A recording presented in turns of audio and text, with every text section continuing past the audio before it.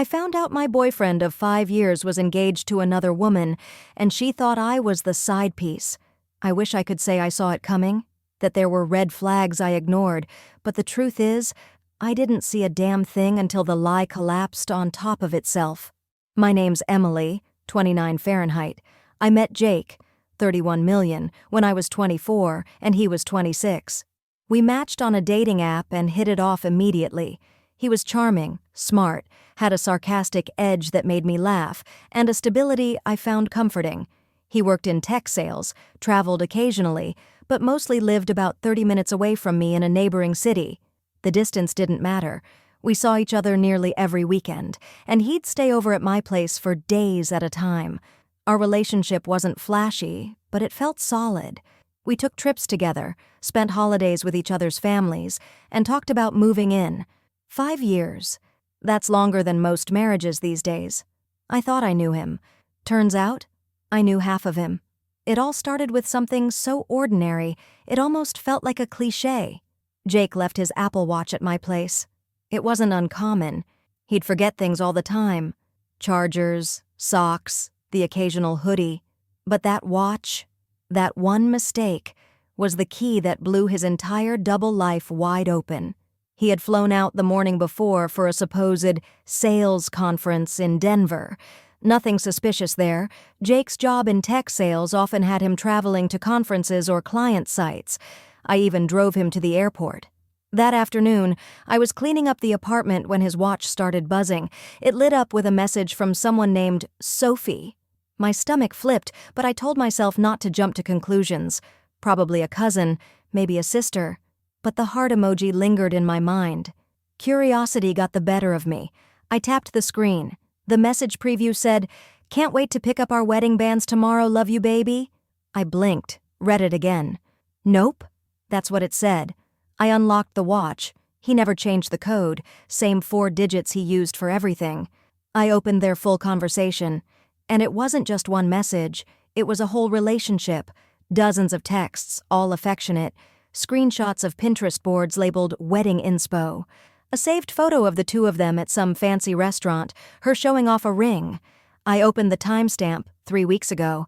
That was the same weekend Jake told me he was visiting his brother who just had surgery. I scrolled further.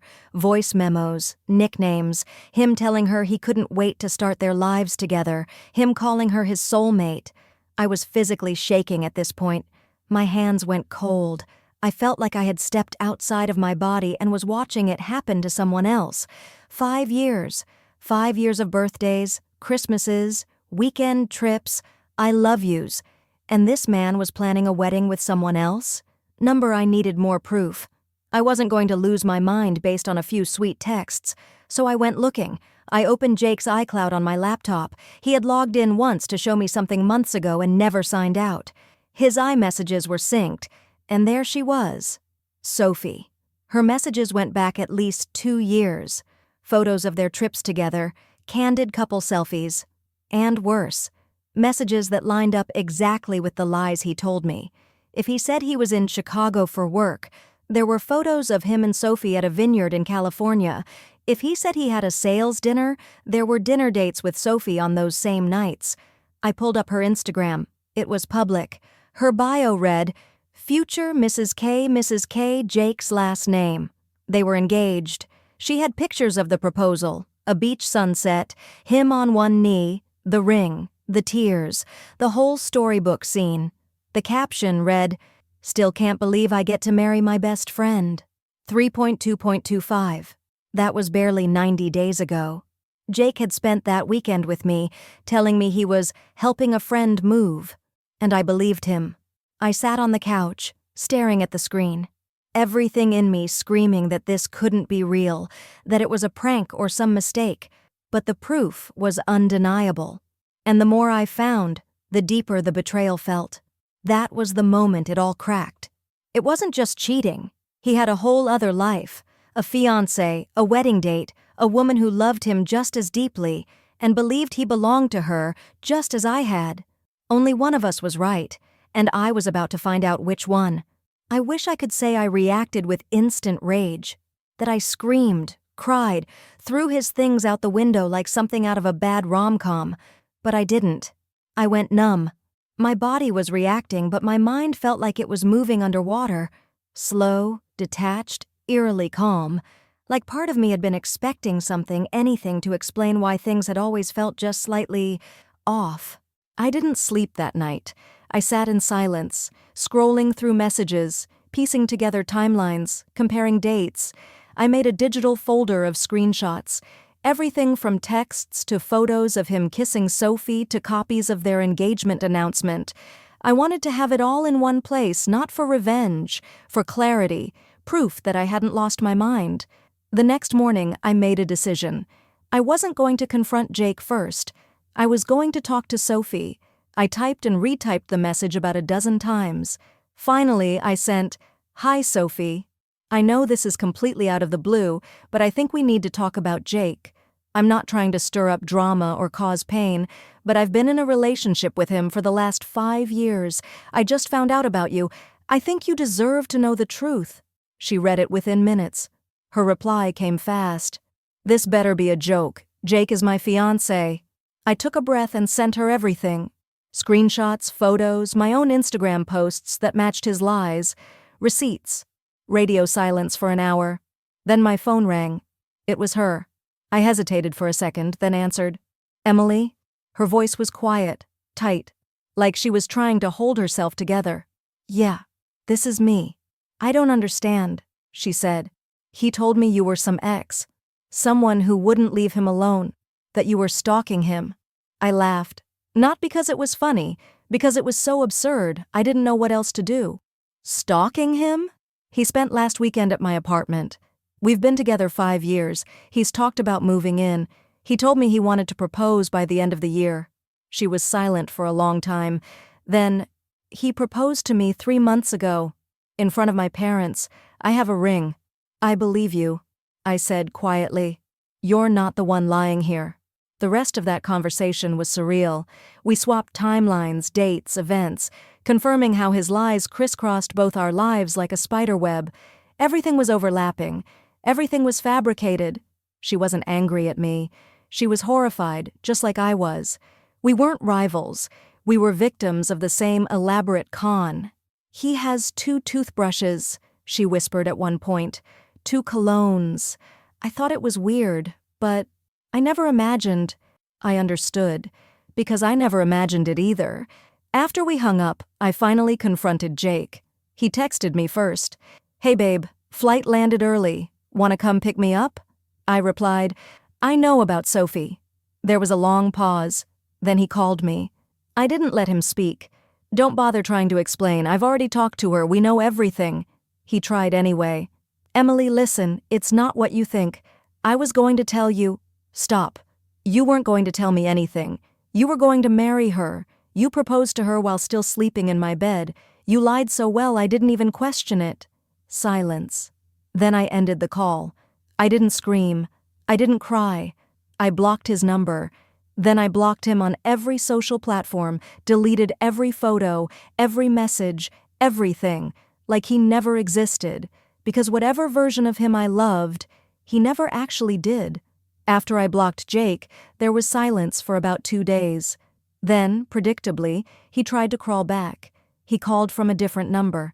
I let it go to voicemail. His voice was shaking. Probably a performance, but convincing if you didn't know better. "Emily, please call me back. I messed up, I know I did. I didn't mean to hurt you, everything got out of control. I didn't plan for it to be like this. I love you. I always have. I didn't mean to lie to you. Not like this. Just, please talk to me." I listened to the whole thing once, then deleted it. The sheer audacity of him saying he didn't plan for it to be like this made me laugh out loud, like somehow a multi-year engagement with another woman just happened, like he accidentally proposed to someone else and forgot to mention it to me. A few hours later, he emailed me a full essay. Apologies, justifications, emotional manipulation dressed up as remorse. He said he loved both of us, that he had been conflicted for years, that he didn't want to hurt either of us, which is a line cheaters always seem to use, as if their cowardice somehow makes them noble.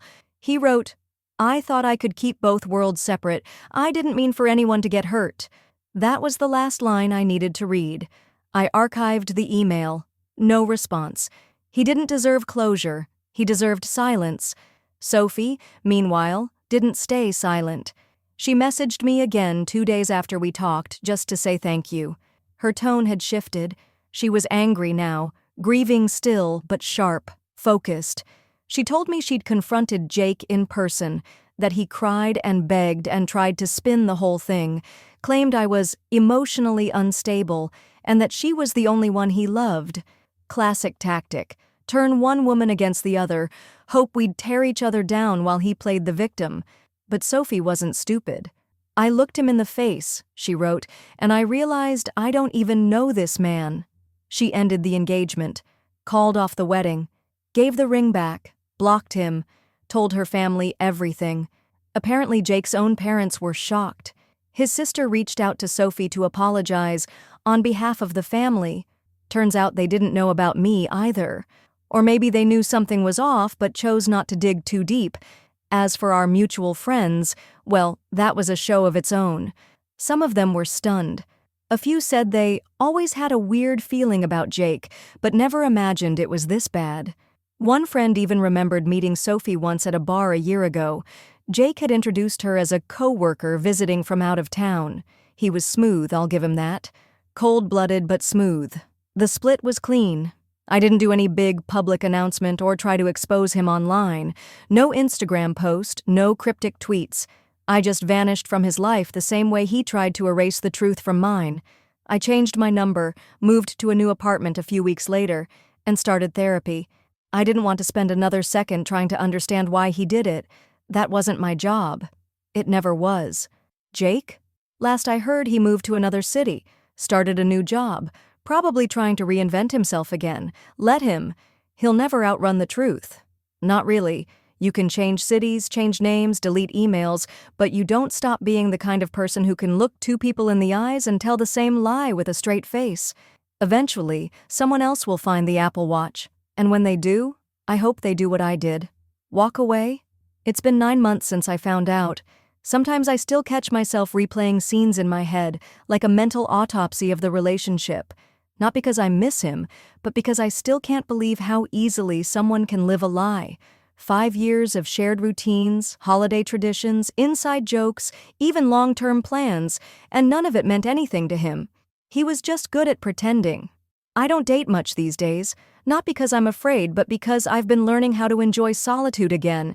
When you're with someone for that long, especially someone who consumed so much emotional bandwidth, it takes time to remember what it's like to make decisions for yourself, without having to factor in someone else's needs or lies. I changed jobs, took a role in a new city. It wasn't an impulsive escape, it was a carefully chosen reset. Somewhere he'd never touched, no shared memories, no ghost of him lingering in the corners. The air feels different when your life is completely yours again. I still talk to Sophie occasionally. Not often, but enough. There's a strange, silent bond between people who've been burned by the same flame. We've both moved on in our own ways, but there's a quiet understanding that connects us, like we survived a shipwreck together. She's thriving, from what I can tell. Started her own business, adopted a rescue dog. She jokes that she trusts the dog more than she ever trusted men now, and honestly, same. Jake? I haven't heard from him since his last sad little email a few weeks after the breakup. I never replied. I never will. What would I even say? You taught me that love, when used wrong, can be a weapon, but you also taught me that surviving betrayal builds something stronger than love. Clarity. I don't regret the relationship. I regret the time I wasted believing in someone who didn't exist. But regret doesn't own me anymore. If anything, I'm grateful I found out when I did. 5 years was a long time, but I know women who discovered this kind of thing after 20, with kids, mortgages, whole lives built on fiction. Me? I got out. I got out with my dignity, my independence, and my name still mine. There's power in that. So if you're reading this and you have a gut feeling something's wrong, listen to it. Don't let love blind you to patterns, excuses, disappearing acts, or inconsistencies that don't add up. The truth is rarely loud. Sometimes it shows up quietly in the form of a forgotten watch buzzing on your kitchen table. And when it does, don't just look away. Open it. It's been 6 months. I'm doing okay. I've moved apartments, started therapy, and deleted every photo of Jake from my phone. I don't cry over him, not anymore. I grieve the time I lost, not the man, because the man never really existed. He was just a mask. People always ask, how did you not see it? The answer is simple. When someone lies that well and that often, it doesn't matter how smart or strong you are. You see what they want you to see. That's the most terrifying part. I thought I was building a future. Turns out I was just a placeholder in someone else's game.